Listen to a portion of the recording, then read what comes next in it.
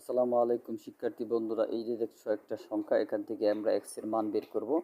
X এর মান বের করলে তোমার লগ সরাতে হবে। লগ সরানোর নিয়ম হলো এই বৃত্তির যেমনি আছে এমনি লিখবে, এই ডান পাশের সংখ্যাটা উপরে এসে পাওয়ার হয়ে যাবে, আর এই বাম পাশের সংখ্যাটা ডান পাশে চলে যাবে। এভাবে লগ উঠাইতে হয়।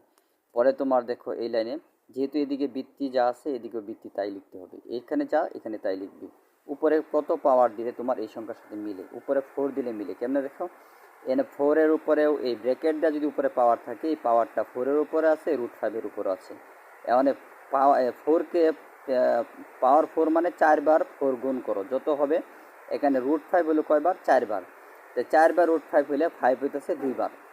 10 বার যদি √5 হয় তাহলে √5 হবে 5 বার। 6 বার যদি √5 হয় 5 হবে 3 বার, অর্ধেক অর্ধেক। তাহলে 5 যদি 2 বার হয়, 2টা 5 গুণ করলে 25। 25 আর এই যে 4টা 4 গুণ করলে হয় 256। 256 আর 25 গুণ করো, দেখো এই সংখ্যাটা হয়ে যাবে। এই পাওয়ার 4 করলে তোমার এই সংখ্যাটা মিলে যায়। পরে এই যে বৃত্তি বৃত্তি মিলে গেলে বৃত্তি বৃত্তি কাটা যায়, সুতরাং 1 = 4। এই যে 1 = 4 আনসার। খুদা হাফেজ।